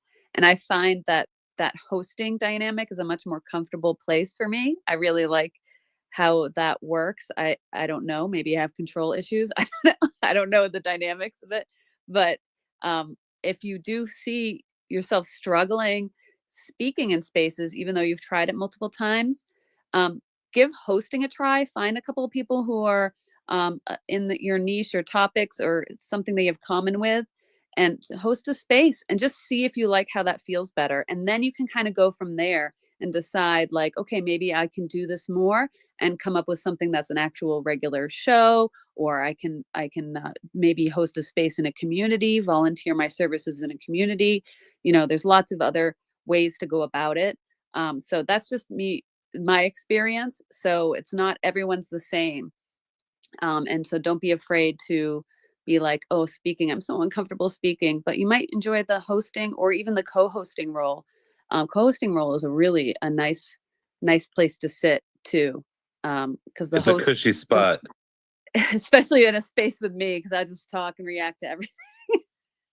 You can just sit there and jump in whenever is optimal for you. You don't have to there's not a lot of pressure on you guys, I don't think, other than the tasks sometimes I give you. No, it's great. Yeah, you do a great job hosting. Some people got it, some people don't. You got it. Well, thank you. All right, so I'm going to go to Mars, who's been so patient.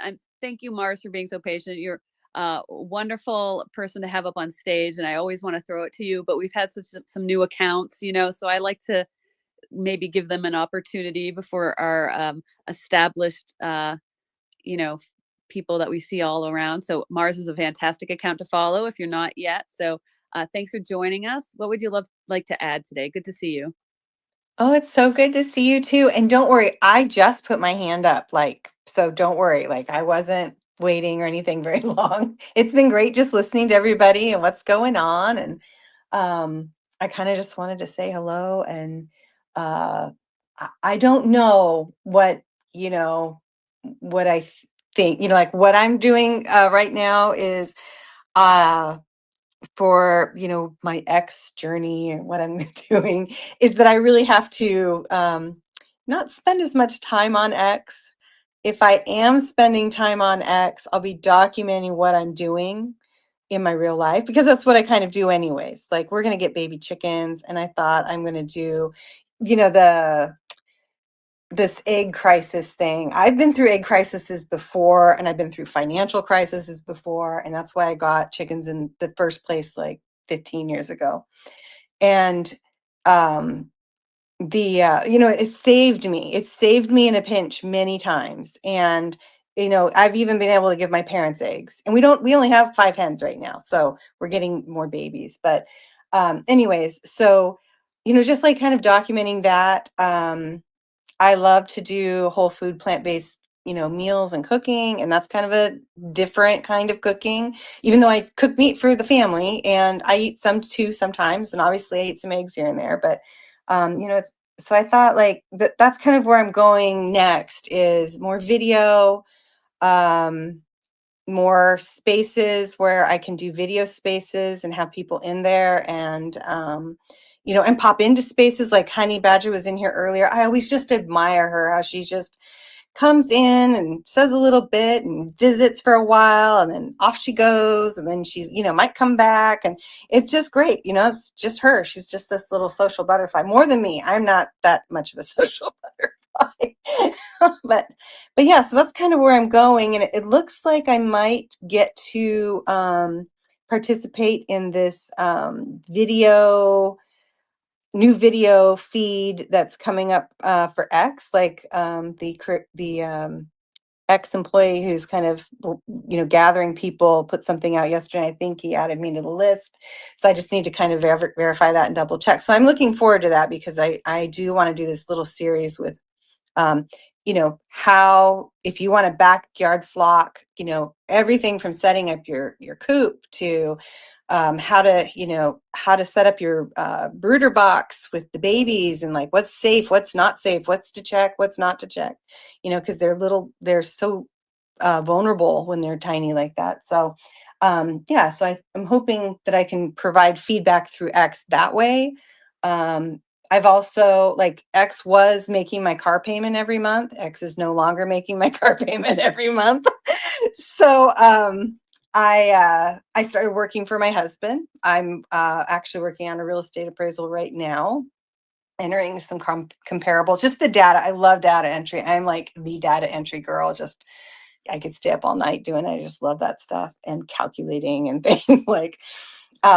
So anyways, I'm putting my effort and energy kind of back into his business for a while, because it's been rough. But I figured if I'm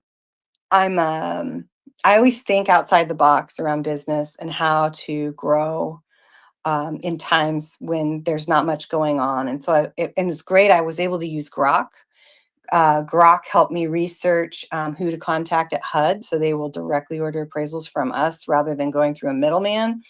So I still need to like follow through on that, make phone calls and email and stuff like that, because everything's being reset up over there that I bet they barely know who's handling what at this point. So, but Grok was amazing. That was a deep search. And within 2 minutes, he did what would have taken me 8 hours. Just amazing. And then like had a step by step, here's who to contact first. Make sure, my husband's included on this FHA panel. I went in, verified he's there.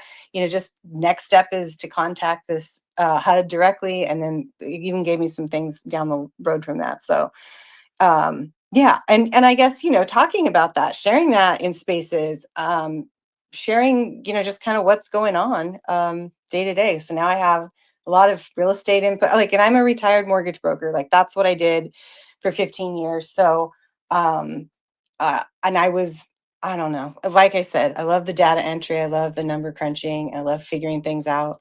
So, I just don't want to do that again. Yeah. So this is what's really fascinating. It's like, when you kind of just put yourself out onto X as yourself, now it's like everyone's kind of going along this journey with you, and it could be, you tap into your real estate interests Right. or background or your homesteading, or like the eggs. Like I'm an expert on chickens, so we're going to talk about chickens today. And the people will find you eventually, right? Right. You just Yeah. have to keep talking about it. Yeah. Right. And I think, for me, that's more fun, definitely more fun than sitting and, like it says, scroll deep, reply wide. And because of replying, though, we meet people on here, we make connections and friendships, but it's really in the spaces that we get to know each other, right? Because we're talking and, there's a real human there, and you can say so much more than just, a few sentences and a comment. So, I figured my replying is going to be when I'm on my treadmill in the morning, walking and replying for a while, and that's going to probably be it for the day. And then obviously, reply to people in my who leave me a comment on my anything I post. So, but yeah, I have to kind of get back to life. I can't be trying to make it here on X. I mean, but at the same time, I can, just a different way, not the way they have it set up right now, and hopefully it'll pan out later. That's my hope. It'll Yeah. pan out later. Yeah, we have a lot of hope for that video feed, I think, Right. you know, that supposed video implementation. But I want to ask you too, Mars, while I have you here. You had a avatar, right? Like the dog Yeah. as your profile picture for a long time, Yep. and then you made the switch to your face. Yeah. So I don't know, maybe you could speak to that experience and what you noticed when you changed and when you did that. Well, it's very hard to make it here as a dog. I'll tell you that. It took me so much longer to get my account off the ground. But I don't know, like, I really wanted that privacy, and I still have privacy. Like, there's like Aura knows who I am, but I still don't think she knows my last name. But and I don't care. We have each other's phone numbers, so if anything goes down, we can contact each other. But you know, like that was a big thing, is I was just wanting my privacy. I wanted to be able to say what I wanted to say without, I don't know, repercussion, even though I don't really say anything too wild anyways. I'm pretty reserved, but I just wanted that freedom, I guess, you know? And so the dog allowed that, you know, gave me freedom to kind of do that more. And, but putting my face on here, I really saw the difference in how people were getting paid having their face, how people were having connections and friendships that way. And it just made sense to share, you know, my face. So even in my videos, though, I still wear sunglasses and a hat to keep that privacy. And then, but to my subscribers, I show my face. Like, I don't care. So, so that there's a little paywall there. It's little $3 paywall. And I need to, you know, kind of focus in more on that as well. So I don't know. It's just, I don't know. Things get busy. Like right now, we're also getting into tax season. So I do my brother's books as well as my husband's. So there's a lot going on. Yeah. So okay, so very interesting. I like you'll there's considerations for both of those things, like having an avatar profile pic Mhm. versus your real face and everything. So there's lots to weigh there, and you have to really choose what's best for you. You know, at the time, you don't want to, I guess, do something you're uncomfortable with, right? Right. But if growing your account is the goal, I guess, you know, the point is like a face is going to help with that, whether it's your real face or not, just a face. Yeah, right. Yeah. So, and yes, and that did happen. I grew a lot quicker once I put my face on there, and I think everything just got better and improved and improved. And then definitely, you know, co-hosting space with Aura helps a lot too. And then doing my own spaces when I do them, that helps. And I don't know, just being real, you know. So yeah, that's kind of what I'm Yeah. up to, is just trying different things all the time. Yeah, that's great, and that's why I like your account too, because I'm just like doing whatever I am in the moment, for the most part. I'm kind of really on this AI creative bent right now, so Right. I'm doing a lot of that. But next thing you know, I'll be posting something completely different. So, you know, I think that is an approach that can work. Again, that is a slower approach than niching totally into one little, like throwing yourself into one niche. Yeah. But that gets boring. You know. Yeah. No, our lives are so broad. I mean, how many things I just list off that I'm doing, you know, like it's so broad. Homeschooling. I mean, we could add that, like so much going on. And I did just join a homeschooling community today too. So, and so for my account, I love that when I post to a community that it shows up on my timeline. So that way people can see other things that I'm interested in that they may not have known about. So, I love that. And I love that the interactions in those community or on those posts kind of sweep across more people. And if that does help, if you're monetized, that does help increase your pay or add to your pay just a little bit. And you're just sharing your hobbies or interests and that kind of thing. It is brilliant what they've got going on. They just need to unlock it somehow, so that more people can see each other. Like we really need to be unlocked to be able to see other things within our interest and multiply that across X, because it's such a huge platform. I always think about our little like community that we've got here, and if we were like really to number it, how far does that really stretch? And I really don't think it's very far, like maybe 1,000 people or less, 500 people, something like that. And I always wonder, like, is there another community like us out there somewhere? Like, are we a copy of another one and we just haven't found them yet? And then we might discover them and be like, oh my gosh, they've been, I don't know. And then we'll merge. We'll merge. Yeah. I always think of that. I'm like, we can't just be like just a few of us here doing this. And then the fact that if we are like have this community and we're like this, and friendships are building, even though they're online friendships, and the fact that we're not really exponentially growing from that is very bizarre. Like, it really should be exponentially growing, because there are plenty of real people on this app. So I Yeah, don't that's a know. good point, Mars. Like, are we like the X 1% as far as like active users, Are we the ones who are like just overly dedicated? Because I know what you're saying, like as far as the Yep. community, I do. I see the same people every day in the spaces, and Yep. like you guys are my friends and you guys are my X community. And yeah, you're right. Like, is there another group out? These are some deep thoughts, Mars. I like this. Well, and like, we were in that space, and you were in the space too with Diligent. He was in that space, I think it was a Friday night. I don't know.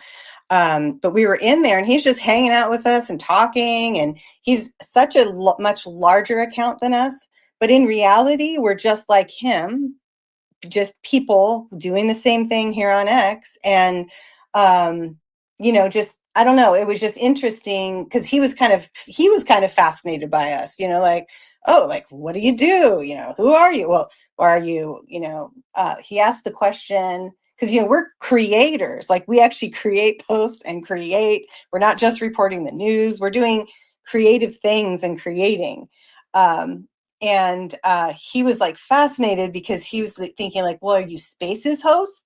Like, is that your main thing? And we're like, no, that's actually not our main thing, but we do Spaces. So yeah, that was a really eye-opening comment that he made, and then made me think about it, like, oh, we're really we are unique. Yeah. So hopefully we'll be rewarded for that soon. Yeah, maybe we are the 1%. Maybe. Yeah, I think there's definitely something to that where it's, yeah, there's not as many like daily active users as we think there is, but there's like millions of people on here that check in maybe once a week or a couple times a week, and tapping those people and getting them to like show up at your spaces and interact with your content is I think that's really hard to do. I want to continue on because we've Sandman had their hand up for a while now. I want to get to them. So you can, if you had another question or comment or something, we'd love to hear it. Thanks for being so patient. Yeah, from listening to Toro the Land, I was wondering if he happens to be a Premium Plus subscriber, maybe articles might be a good way for him to be able to point people to some of the articles. I know Grok would help him write the articles if he doesn't have a ton of them already written up. Just wanted to pass that thought along. Yeah, articles are a great thing if you have access to them. I don't think that upgrading just for articles is necessarily a good idea, but if you're already paying for Premium Plus because you want all the extra features and that what comes with that, you should be writing articles. This is a really good thing. You may think like, oh, they don't get any reach or anything. Occasionally something gets reach. Quote posting your articles will get it more reach. Sharing your articles in communities, this kind of stuff will get it more reach. But what articles have that posts don't generally have is long-term staying power. So an article will get ranked in Google search and be found by AI search much quicker than a regular post on social media. So if you are writing on a topic that you want to actually get out into the world beyond just that flash in the pan post, immediate reaction, then moving on, think about articles. And then it's also, yeah, a record of your content that you can easily find again too, because it has its own little tab on your profile. Yeah, Timo. Yeah, I was just about to say that it has its own tab and it stays. I downgraded from the 50 euros monthly premium plus to the more nice 10 euros or something because, well, I didn't use radar that much. It's a tool that has a lot of potential, but I think Grok kind of killed it because you can ask the same questions and Grok kind of is pretty good with that, though it's not hitting the at the moment trends like radar is. But it's you really need to learn that tool in order to get the value out of it. And if you're not a trend hunter, if you're just doing your thing like a lot of us are here, then it's kind of a nonsense tool. But yeah, articles get a tab, and then if you pin your article, every pin post has, I think, 48 hours of a little bit boosted push to other people's For You feed. So if you pin, and it has that weird thing on the For You feed where you get that side scrolling post that people pinned or whatever weird feature, but it's kind of scroll by type of thing because it looks like an ad. So it could be like represented somehow better, but if people scroll by, I think you still get the impressions and the possible boost. But yeah, pinning a post gets a 48-hour boost, and I'm doing my articles on a newsletter thing now, and I'm just shamelessly pinning them. And then to the new people, if you put outbound links on a post, it's gonna hurt them. So what people usually do is they put a white space between the .com, or they do the gimmick where you post the link on the first reply. So you kind of make a mini thread where you add the link on the second post. And some people even go that far that they post the initial post and like a couple of minutes later add the link post as a reply.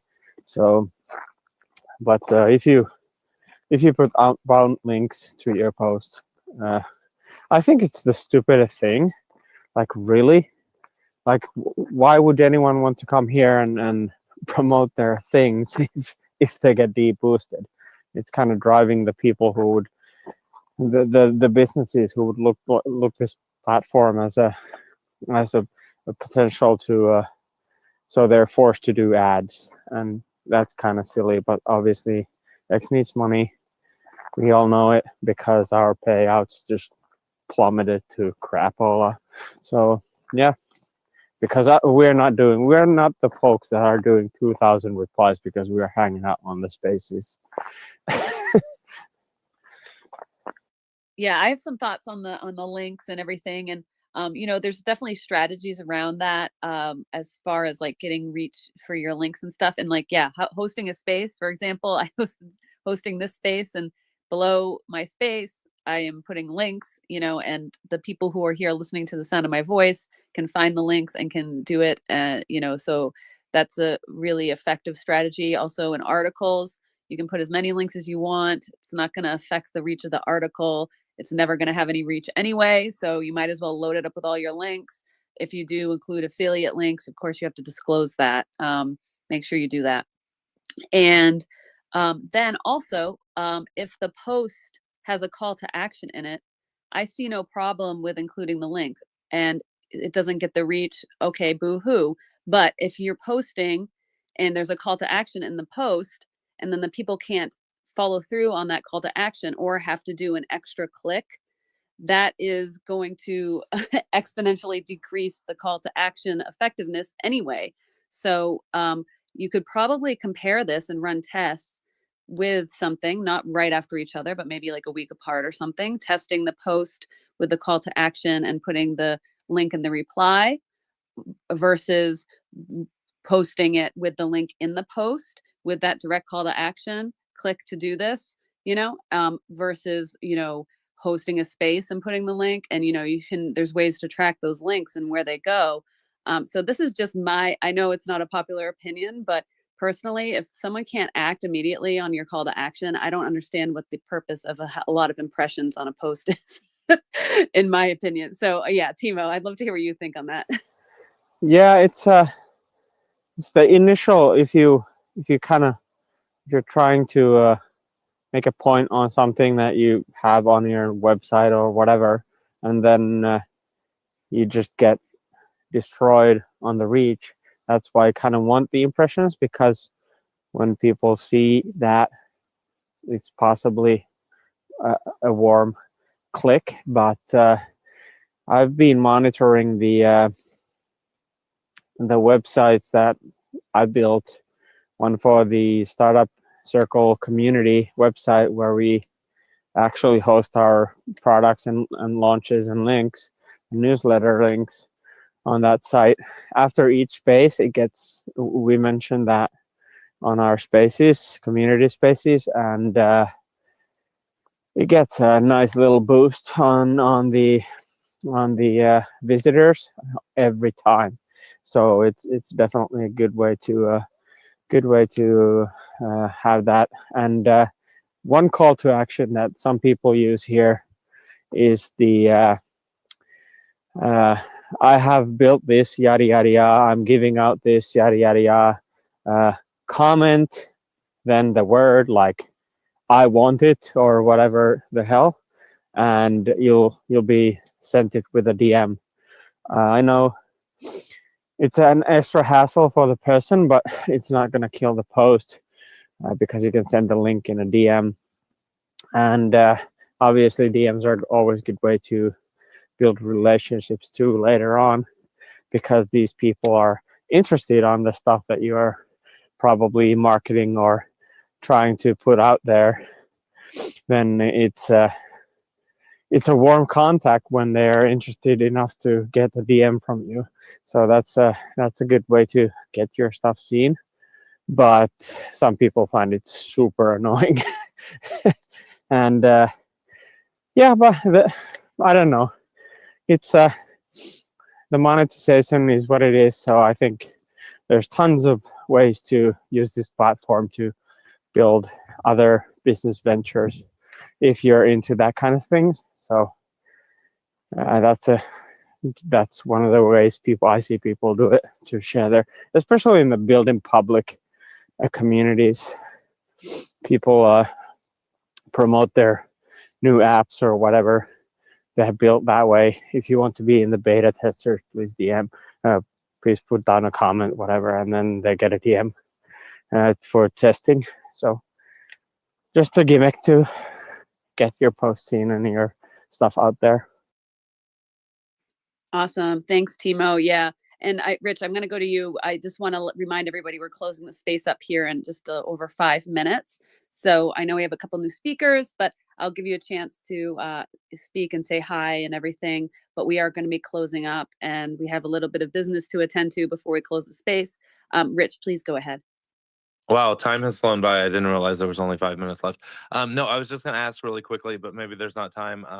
Just what do you think, Timo, about including the URL like in an image that you share with the post? Do you think the algorithm sees that URL? Oh my God, I wanted to jump in and say how dumb of an idea that is. Like, first of all, people like putting a link and a reply is also like, I gonna say that is dumb behavior, because if you do know about how links and how people interact with the internet, they don't click things. So adding extra clicks to do things and extra steps to do things is like, we're talking about exponential growth. That's exponential dips that you're adding to your content. So that's why I'm kind of like a proponent of just put the link there so people can freaking do something. And you can pin the post in your profile. You can send people your pin post or something, or put it in your profile or whatever. So yeah, sorry, rant, but yeah, Timo, you can answer too. Yeah, well, if it's in this life of people having like 6 seconds attention span, now having them remember an URL from an image it's gonna be a hassle. They're never gonna. Maybe if you have a catchy URL or domain that is easy to remember, and you just dump it on all of your videos and images.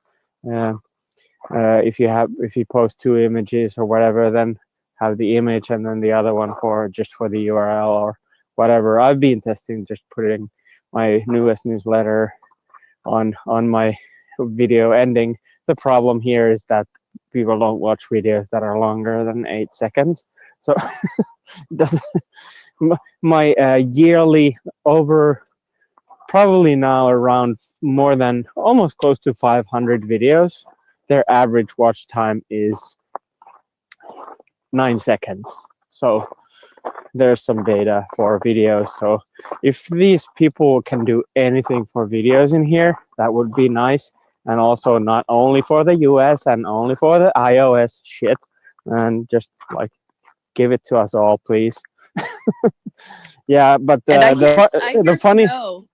yeah, Is it's ice. snow on the ground?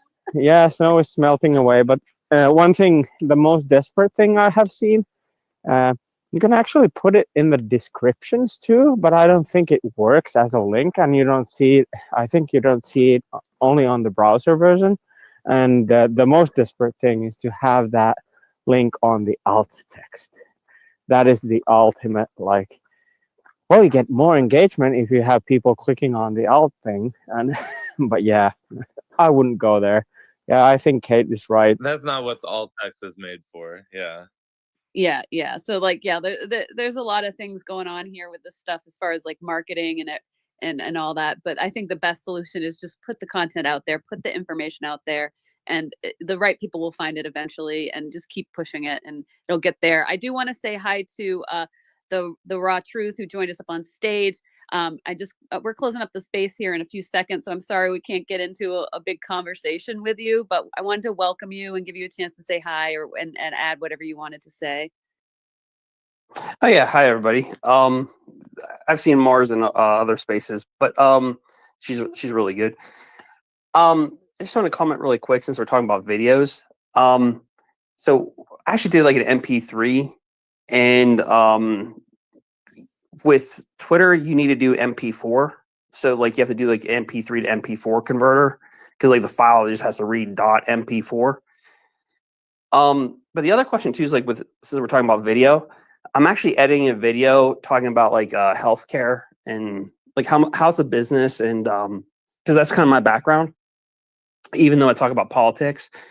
But the video is an hour and 26 minutes long. Do you think that's good for Twitter?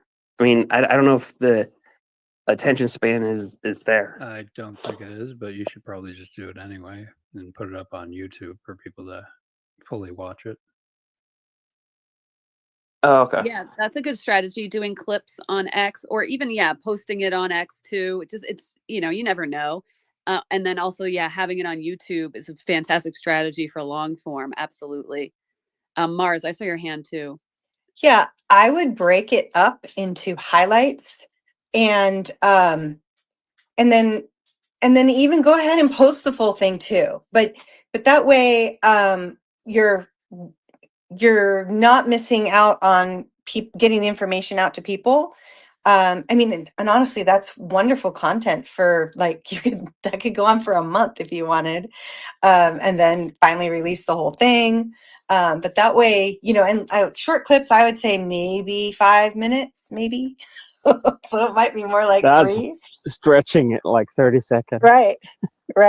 So but I do know this is I've been spending more time with the little video play, and I just click play and I go through video, and I find I'm watching longer and longer videos.